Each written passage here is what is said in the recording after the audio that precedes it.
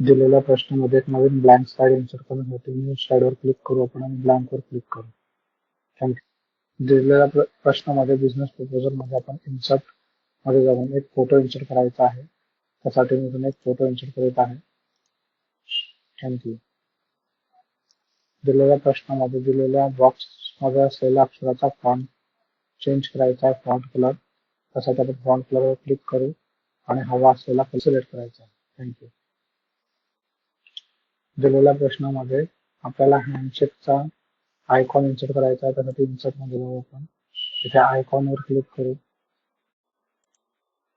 तिथे आपण सर्च मध्ये करू आणि then हँडशेकचा ऑप्शन वाला असलेला आयकॉन स्लाइड मध्ये आपल्याला डेट अँड टाइम इन्सर्ट करायचा आहे. त्यासाठी आपण इन्सर्ट टॅबवर जाऊ.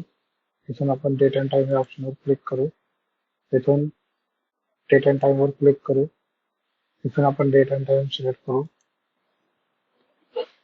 थँक्यू.